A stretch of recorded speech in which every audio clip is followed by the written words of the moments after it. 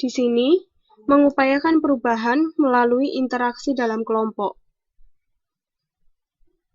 Sehingga, ada beberapa persyaratan yang harus dipenuhi ketika kita melakukan perubahan dalam grup interaksi ini. Yang pertama adalah membangun keterampilan kelompok.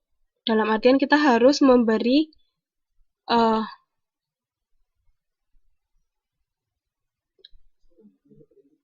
keterampilan atau skill dalam kelompok itu. Bagaimana sih menghidupkan kelompok? Bagaimana kita harus bekerja secara kelompok? Mencakup peningkatan berbagai metode pemecahan masalah, pengembangan keahlian berkomunikasi satu dengan yang lain di dalam kelompok, serta kemampuan memberikan janji dan bisa dipercaya. Mengakui adanya keberagaman dan keahlian setiap orang yang ada di kelompok itu sendiri. Syarat yang selanjutnya adalah juga menciptakan pemahaman tentang sistem kelompok yang sehat. Dalam artian kita harus bekerja satu sama lain. Tidak ada misalnya kayak prasangka buruk ataupun kita lebih ke bagaimana menjatuhkan orang yang lain. Tapi kita di sini harus bersaing secara sehat dan menciptakan situasi yang mendukung bagi kelompok untuk melakukan perubahan.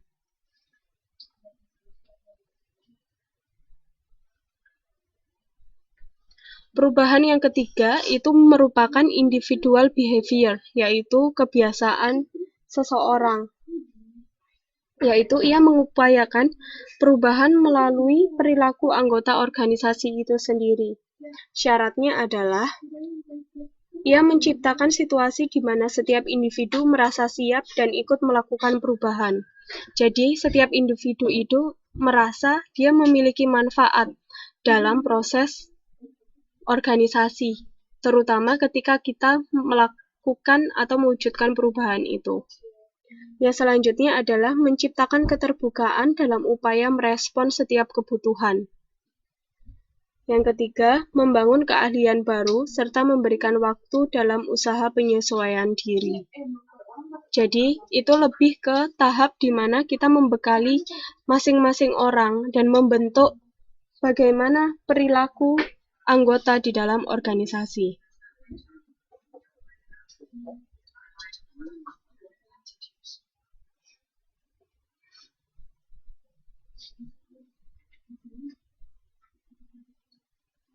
Ini nggak ada yang tanya apa, pokoknya jangan sampai ketiduran ya.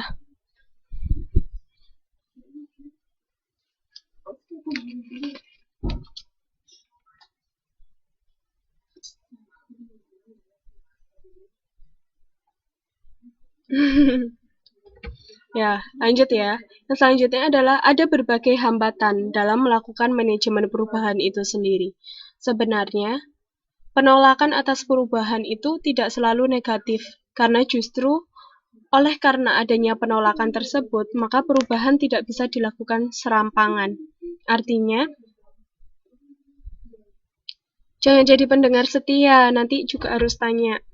Nah, di sini artinya tidak setiap orang itu bisa menerima adanya perubahan, iya enggak?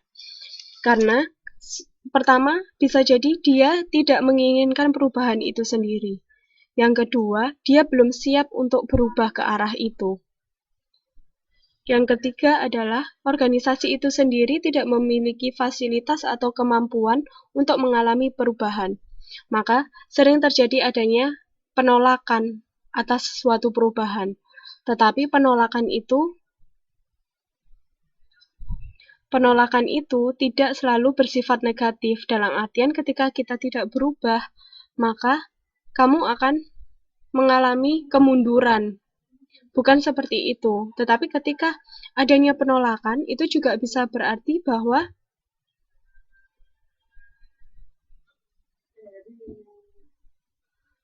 ketika kita melakukan penolakan itu juga, jadi organisasi itu lebih cermat dalam memilih atau menimbangkan suatu perubahan itu sendiri. Bagaimana dia melihat apakah bisa nggak sih organisasi ini berubah. Jadi mereka lebih hati-hati dalam melakukan perubahan, dalam menentukan kebijakan apakah dia ingin berubah atau tidak. Selamat datang semuanya. Alhamdulillah bisa datang. Nah, penolakan yang dilakukan oleh pekerja dalam organisasi itu bisa dalam bentuk karyawan mengajukan protes, mengancam mogok, demonstrasi, ataupun sejenisnya. Atau juga bisa secara implisit dan lambat laun misalnya loyalitas karyawan pada organisasi itu berkurang, motivasi kerja menurun, kesalahan kerja meningkat, dan tingkat absensi meningkat. Dalam artian banyak yang udah mulai ogah-ogahan bekerja. Nah, itulah yang harus diperhatikan oleh organisasi ketika dia melakukan suatu perubahan. Dia bisa melihat sebenarnya anggotaku ini siap nggak sih buat berubah. Jangan sampai anggotaku ini justru loyalitasnya itu menurun, berkurang, dan motivasi kerjanya juga akhirnya lemah. Sehingga terjadi banyak kesalahan kerja dan banyak yang tidak hadir dalam kerja. Nah, jangan sampai seperti itu.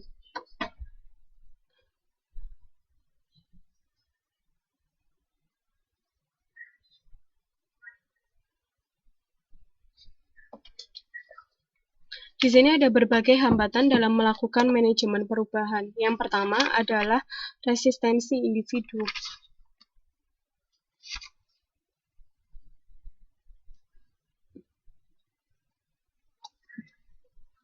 Resistensi individual ini adalah karena persoalan yang lebih ke arah pribadi, persepsi, dan kebutuhan, maka individu mempunyai potensi sebagai sumber penolakan atas perubahan.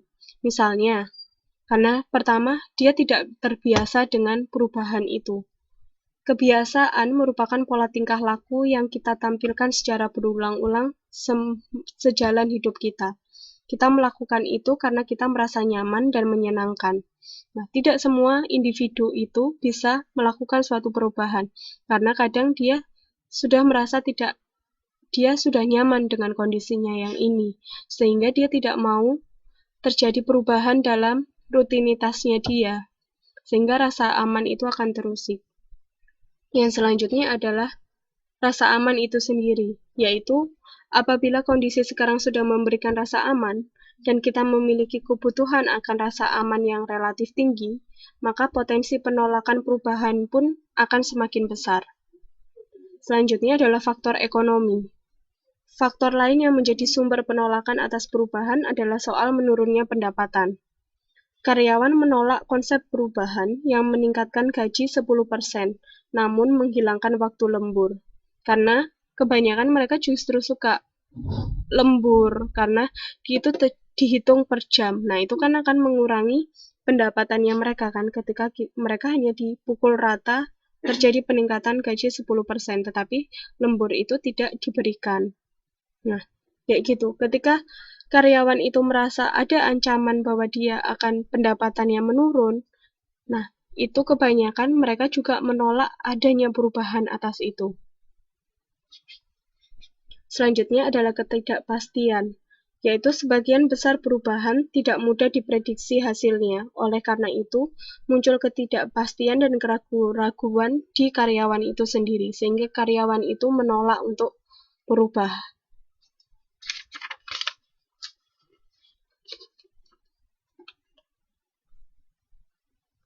Yang selanjutnya adalah resistensi secara individu, yaitu dari persepsinya dia.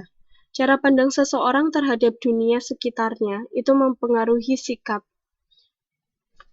Sehingga ketika kita bekerja dengan orang yang kadang berpikir, ya sudah yang ada di hadapanku sekarang, yaitu. Nah, itu lebih banyak dia menolak untuk berubah, karena persepsi dirinya adalah apa yang ada di hadapannya itu ya itulah miliknya. Bukan bagaimana sih ke depannya nanti itu seperti apa yang sebenarnya mengancam. Nanti itu di masa depan kondisi itu berubah seperti apa. Nah, itu tidak dipikir. Karena perbedaan persepsi di masing-masing individu, itulah yang memicu adanya resistensi individual, yaitu dia bertahan untuk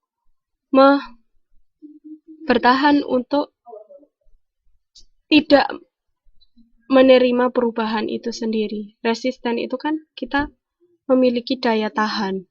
Nah, daya tahan secara individu itu bisa dari kebiasaan, rasa aman, faktor ekonomi, ketidakpastian, dan persepsi. Selanjutnya, selain dari individu, karena kita bekerja di organisasi, itu kan pasti tidak hanya terdiri dari satu orang, tetapi banyak orang. Resistensi itu juga selain ada individu, maka dia juga ada resistensi organisasional, yaitu karena adanya yang bisa dilihat di gambar yang itu. Pertama adalah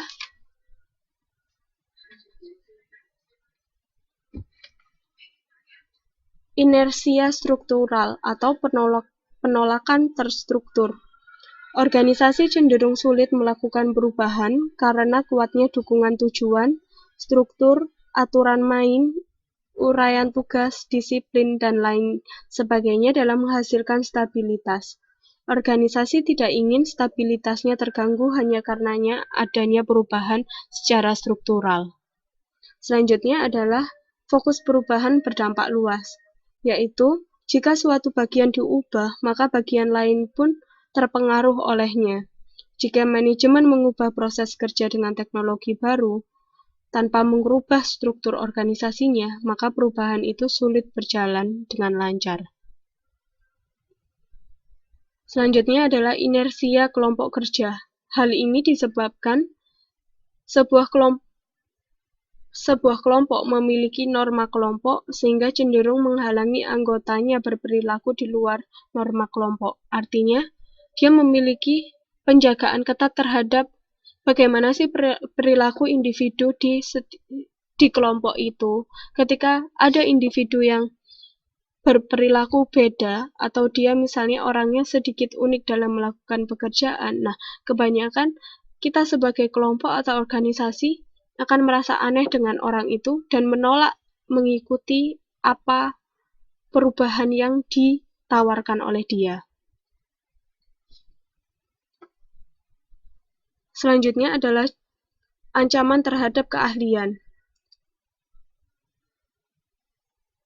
Misalnya, adalah penggunaan alarm otomatis untuk mengamankan gedung akan mengurangi peranan atau bahkan mengancam kedudukan para satuan satpam atau pengamanan. Nah, kadang teknologi itu juga tidak diinginkan berkembang terlalu pesat oleh individu yang ada di dalam organisasi, terutama individu-individu yang dipekerjakan yang akhirnya digantikan oleh teknologi itu. Nah, kebanyakan dari individu-individu itu sudah pasti dia tidak inginkan pekerjaannya hilang karena adanya teknologi itu. Sehingga dia menolak adanya perubahan karena teknologi itu, sehingga dia merasa bahwa ada ancaman terhadap keahliannya.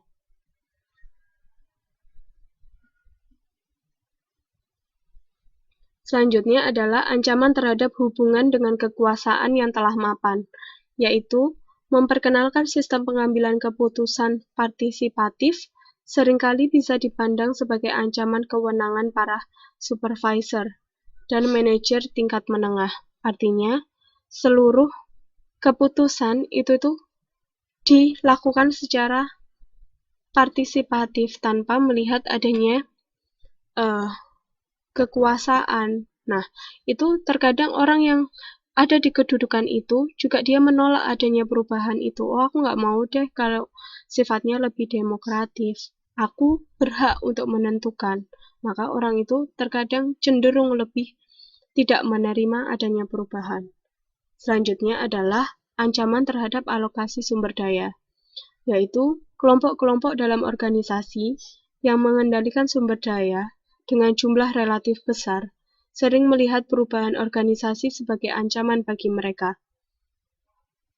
Apakah perubahan akan mengakibatkan pengurangan anggaran atau karyawan dalam kelompok kerja itu sendiri?